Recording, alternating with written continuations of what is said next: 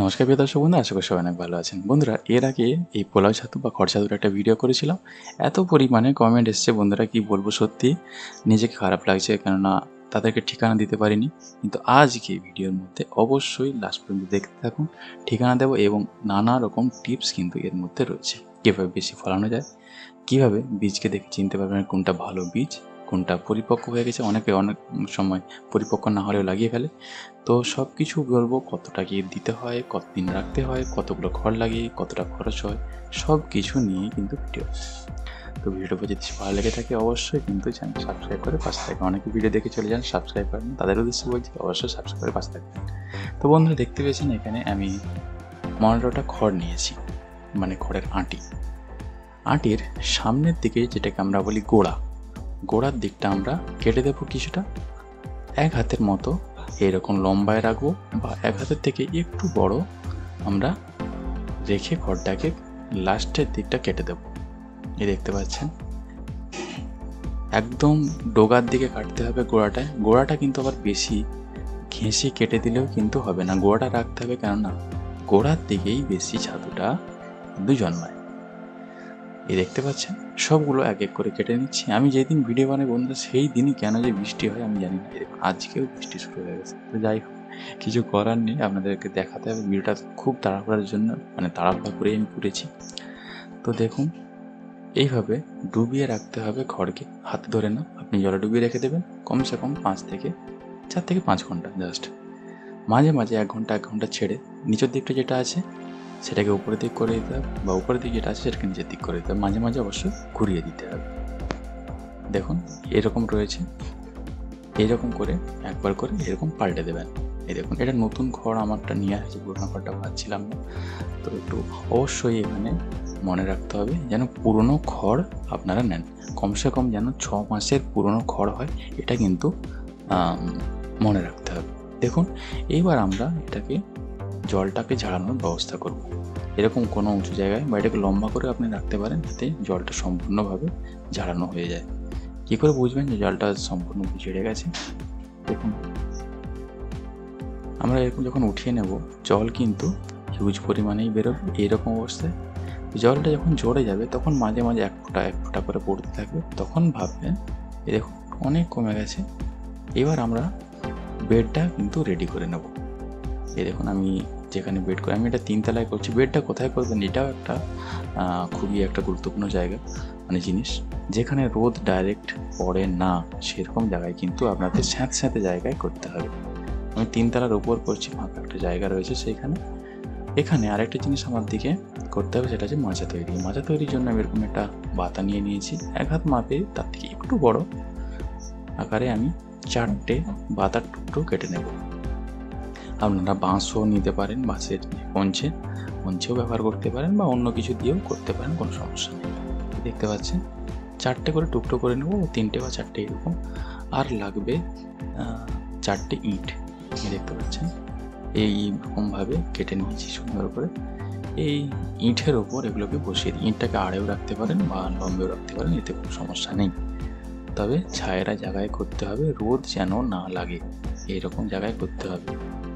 এই দেখুন, এর উপর আমাদের একটা ছোট্ট প্লাস্টিক দিতে হবে, সেটা যে কোনো কালারের হতে পারে। এই প্লাস্টিকটা কীভাবে কেটেছি আমি একটু দেখে নিই। দেখুন, একদম যেন বাইরে ঝাঁপিয়ে বাইরে না চলে যায়। মাঝখানে আমরা ছোট ছোট করে একটু ফুটো করে দেব, খুব একদম ছোটো না, যেন আঙুল গলে এরকম টাইপের ফুটো, প্রায় 6-7টা করে দিতে হবে। এইরকম দেখতে পাচ্ছেন। এটা অতিরিক্ত যদি জল খড়ের মধ্যে থেকে থাকে, সেটা বাইরে চলে যাবে, ময়েশ্চার মেনটেন থাকবে এই যেগুলো আমরা ছাঁদাগুলো করেছি এর মাধ্যমে। তো এটা গেল আমাদের মাচার নিচের গোড়াটা। এইবার সবথেকে গুরুত্বপূর্ণ বিষয়, কী কী লাগবে। এখানে লাগবে বেসন, বা আপনারা যে কোনো, যদি আটাও দিতে পারেন আটাও হবে, বা ভুট্টার ছাতু যেটা সেটা দিতে পারেন। আর একটা প্লাস্টিক সুতো। এখানে একটা জিনিস আপনাদেরকে জানিয়ে রাখি, এই বীজটা দেখতে পাচ্ছেন, এই বীজটা কিন্তু এখনও পরিপক্ক হয়নি। দেখতে পাচ্ছেন বীজটা 2 রকমের হয়, একটা হচ্ছে গমের, একটা হচ্ছে ধানের। 2 রকমের হয়, কোনো সমস্যা নেই, গমেরটা একটু ভালো। দেখতে পাচ্ছেন এই যে বীজটা, এটা কিন্তু রেডি হয়ে গেছে আমাদের বেড ফেলানোর জন্য। বেড ফেলা যখন রেডি হবে সেটা কিন্তু এরকম সাদা সাদা ফাঙ্গাসের মতো হয়ে যাবে। এটা নিচের দিকটা একটু ড্যামেজ হতে শুরু করেছে, দিকে ড্যামেজ হতে শুরু করলে হালকা এরকম ব্রাউন হতে পারে। তবে এখানে একটা প্রশ্ন আছে বন্ধুরা, তা আপনার হয়তো মাথায় আসতেই পারে যে মাশরুমের বীজ কতদিন রাখা যায়। তো বন্ধুরা, যখন মাশরুমের বীজটা এরকম সাদা সাদা হয়ে যাবে বোতলে, তখন কিন্তু রেডি হয়ে যায়। একটা মাশরুমের বীজ রেডি মানে তৈরি করা থেকে 7 থেকে 8 দিন পর্যন্ত রাখা যায়, তার বেশি কিন্তু বোতলে রাখা যায় না। তো আপনারা যদি এখন অর্ডার করবেন তো অবশ্যই এরকম সাদা যদি হয়ে যায় দেখতে পাবেন, তখন কিন্তু আপনারা আপনার এই কী বলে বীজটাকে কিন্তু বেডে ফেলিয়ে দিতে হবে বা লাগিয়ে দিতে হবে। বীজ হাতে নেওয়ার আগে অবশ্যই হাতকে ভালো করে ধুয়ে পরিষ্কার করে নিয়ে তারপরে কিন্তু এই বীজে হাত দিতে হবে। দেখুন বোতলের ভিতরটা কীরকম হয়ে গেছে, সাদা সাদা যেরকম ইয়ে হয় তুলোর মতো, সেরকম টাইপের কিন্তু ভেতরটাই তৈরি হয়ে যাবে। দেখুন ধীরে সুস্থে ভাঙবেন, কেননা কাঁচের বোতল হাত কেটে যাওয়ার ভয় থাকে। এটা দুরকমভাবে থাকতে পারে, একটা প্লাস্টিকের যে প্লাস্টিকগুলো আছে, প্লাস্টিক ব্যাগ প্যাকেটের মধ্যেও থাকতে পারে, এরকম বোতলের মধ্যেও কিন্তু পাওয়া যায়। তবে বেস্টগুলো বোতলেগুলোই কিন্তু ভালো। এখানে বীজটা আপনাদেরকে ভেঙে দেখাই। দেখুন এই রকম ছোট ছোট করে পিস পিস করে ভেঙে আপনারা কিন্তু বেডে ফেলবেন। এই দেখুন বেশি টুকরো টুকরো করে ছড়িয়ে দিয়ে, অনেকে ভাববেন হয়তো টুকরো টুকরো করে ছোট ছোট ভেঙে ভেঙে আমি ফেলাবো, বেশি বেশি মাশরুম হবে, ছাতু হবে। তো সেটা ভুল।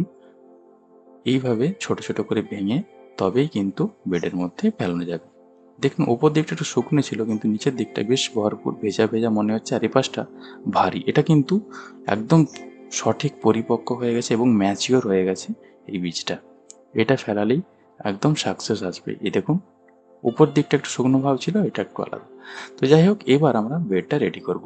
এটা রেডি করার জন্য প্লাস্টিকটা আমরা আগেই তৈরি করেছিলাম সেটা দিয়ে দেবো, এবং খড়টা এখন প্রায় জল ঝরা প্রায় বন্ধই হয়ে গেছে। তো এবার খড়টাকে আমরা সুন্দর করে একদিকে মাথা রেখে, দেখতে পাচ্ছি সামনের দিকে মাথা রেখেছি, এরকম করে 5টা করে খড় আপনার একটা লেয়ারে ব্যবহার করব। একটা লেয়ারে এরকম করে বিছিয়ে দেব, এরপর একটু বেশ চেঁকে চেঁকে সুন্দর করে সাজিয়ে দেব। তারপর আমরা এই বেসন বা ভুট্টার ছাতু যেগুলো হয়, বেসনটাই ব্যবহার করবেন, ইজিলি পাওয়া যায়, কোনো সমস্যা নেই। তো এটাই ব্যবহার করবেন। ধার বরাবর মাঝখানে একটু হালকা হালকা ছড়িয়ে দেবেন, বেশি কিন্তু এই বেসন দেওয়া যাবে না। বেশি বেসন দিলেও কিন্তু আপনার বীজটা, ছাতুর যে বীজটা, ওটা কিন্তু নষ্ট হয়ে যেতে পারে। তো অবশ্যই প্রত্যেকটা জিনিসের একটা লিমিট থাকে, তো লিমিট দেখেই দিতে হবে। বীজগুলোকে আমরা ছোট ছোট টুকরো করেছিলাম, দেখতেই পাচ্ছেন। এটাকে কোথায় দেবেন, এটাকে 1 থেকে 1.5 ইঞ্চ বাইরের দিক থেকে 1 থেকে 1.5 ইঞ্চ ভেতরে দিয়ে দেবো। দেখতে পাচ্ছেন এইরকম ভাবে একটু দূরে দূরে দূরে দূরে সাজিয়ে দেব।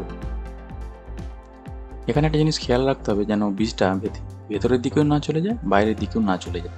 বেশি ভেতরের দিকে চলে গেলে মাশরুমটা বেরোতে অসুবিধে হবে, তো কম বেরোতে পারে, আর বেশি বাইরের দিকে চলে গেলে শুকিয়ে নষ্ট হয়ে যেতে পারে। তো অবশ্যই 1 থেকে 1.5 ইঞ্চ ভেতরেই আপনারা বীজটাকে দেবেন। 2 ইঞ্চের কাছাকাছি চলে গেলে কোনো সমস্যা নেই, বাট তার বেশি যেন না হয়। প্রত্যেকে আবার একটু বেসন দিয়ে দেবো। দেখতে পাচ্ছেন মাথাটা ওই পাশে ছিল আগের বারের কড়াই, এইবার মাথাটাকে এই পাশে করব। এইরকমভাবে একটা ওই দিকে একটা এই দিকে করে সুন্দরভাবে সাজিয়ে নিয়ে খড়গুলোকে মাঝে মাঝে চেপে দিতে হবে। এই দেখতে পাচ্ছেন সুন্দরভাবে কিন্তু বেডটি আপনারা বানাবেন। ধীরে সুস্থে এবং ধৈর্য নিয়ে, টাইম নিয়ে অবশ্যই কিন্তু করতে হবে। এগুলো একটু অন্যরকম জিনিস, যে তাড়াহুড়ো করলেই হয়ে যাবে তা না, ধীরে সুস্থে ভালোভাবে করতে হবে। দেখতে পাচ্ছেন পরের লেয়ারটা আমি সাজিয়ে নিয়েছি। এখানে একটা কথা বলবো, যে যদি তাদের বাড়িতে খড় আছে তাহলে তারা অবশ্যই 20টা খড় নিয়ে করবেন, 5টা করে দিয়ে একটা একটা করে লেয়ার। আর যাদের কিনতে হয় তারা বলবো যে অবশ্যই 15টা দিয়ে করলেও 3টে লেয়ার হবে, 2টো লেয়ারে এই সিড দেওয়া যায় বীজগুলো। তো আপনাদের যেটা সুবিধা হয় সেটা করবেন। আমার রেকমেন্ড আপনারা 20টা খড় নিয়ে 5টা করে লেয়ার দিয়ে করতে পারেন। এই দেখুন এরপর আবার ওই দিকে মাথাটা করে আবার একটা লেয়ার দিয়ে দিচ্ছি, এটা ফাইনাল লেয়ার।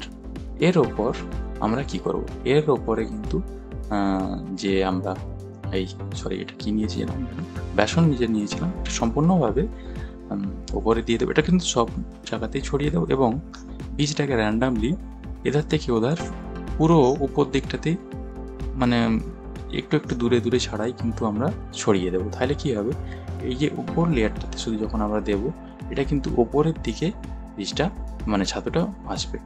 ওপর লেয়ারটায় দেওয়ার আগে অবশ্যই আপনারা কিন্তু এই 5টা যে খড় দেবেন এর কিন্তু বাঁধনটাকে খুলে দিতে হবে। এরকম করে 5টাই খড় দেবো, তার বাঁধনটা খুলে লাস্টে একটু ভালো করে চেপে চুপে দিয়ে প্লাস্টিকটা দিয়ে সম্পূর্ণ করে বেঁধে দিতে হবে। এতে খরচা বেশি না, 15 থেকে 20টা খড়ে আপনার টাকা লাগবে, 5 থেকে 6 টাকা। এখন মাশরুমের বীজ 40 টাকা, একটা সুতো আর একটা প্লাস্টিক, এটা 15 টাকার মধ্যে আশপাশ হয়ে যাবে। ছাতু কিন্তু বেশ অনেকই হয়, এখন প্রায় 300 টাকার আশপাশ কিলো। এক একটা বেড থেকে প্রায় 400 থেকে 700 গ্রাম পর্যন্ত কখনো কখনো ছাতু পাওয়া যায়। এই দেখতে পাচ্ছেন। তো কবে খুলবেন, যেদিন বানাচ্ছেন, ধরুন আজ রবিবার, পরের রবিবার কিন্তু এর প্লাস্টিকটা খুলে 2 ঘন্টার জন্য একটু হাওয়া বাতাস দিতে হবে। কখন খুলবেন অবশ্যই রেকমেন্ড করবো সকালের দিকে বা বিকেলের দিকে। 7 দিন খোলার পর এরকম একটু সাদা সাদা ফাঙ্গাসের মতো দেখতে পাবেন। উপর দিকে যদি একটু শুকনো হয়ে যায় একটু স্প্রে করে দেবেন, দিয়ে 2 ঘন্টা পর আবার প্লাস্টিকটাকে বন্ধ করে দিতে হবে। কবে খুলবেন, প্রত্যেক দিন একটু করে খুলতে হবে। 7 দিন পর থেকে যখন দেখবেন ওনার কুঁড়িগুলো এরকম বড় হয়ে গেছে মাশরুমের, তখন থেকে হালকা করে ঢেকে রাখবেন, বাঁধন দেওয়ার দরকার নেই। তো বন্ধুরা, এইবারে আসি যে মেন বিষয়টা, সবাই যেটা কথা বলেছিলেন সেটা হচ্ছে বীজ। বীজ কোথায় পাবো? বীজের আমি এই অ্যাড্রেস দিয়ে দিচ্ছি, মাইতি সিডস, আর চিত্তরঞ্জন মাইতি ওনার নাম, যিনি দোকানদার, তার এই নম্বরটা দিয়ে দিয়েছি নীলকালি দিয়ে। এবং ব্রাঞ্চ যেটা গোবিন্দনগর, গোবরা, পশ্চিম মেদিনীপুর, ওয়েস্ট বেঙ্গল। এই জায়গায় যদি আপনারা এসে বীজটা সংগ্রহ করতে পারেন তো খুবই ভালো। আর যদি বীজটা আপনি এসে না সংগ্রহ করতে পারেন, এনার সঙ্গে যোগাযোগ করবেন, কুরিয়ার চার্জটা আপনাকে দিতে হবে এবং বীজের দামটা তো বাড়িতে আপনি পেয়ে যেতে পারেন। অবশ্যই বেডটা আগে থেকে রেডি করে রাখতে হবে, বেডের খড়গুলো আগে কেটে রাখবেন এবং বাতা টাতাগুলো রেডি করবেন। যেদিন হাতে বীজ পাবেন সেই দিনই কিন্তু বীজটা রেডি হয়ে যাবে, কেন যেতে যেতেই সেই দিনই আপনাকে বেডটা ফেলিয়ে নিতে হবে। এরপরেও যদি কোনো প্রশ্ন থেকে থাকে বন্ধুরা অবশ্যই কমেন্ট করে জানাবেন। আর যদি কন্ট্যাক্ট করতে কোনো অসুবিধা হয় এনার সঙ্গে তো আমাকে কমেন্ট করে অবশ্যই জানাবে। ভিডিও ভালো লাগলে অবশ্যই কিন্তু সাবস্ক্রাইব করে যাবেন। অনেকে ভিডিও দেখে চলে যায় কিন্তু সাবস্ক্রাইব করেন, তাদের উদ্দেশ্যে বলছি বন্ধুরা প্লিজ সাবস্ক্রাইব করে পাশে থাকবেন। ধন্যবাদ। আজকে পর্যন্ত দেখা হবে পরবর্তী ভিডিও।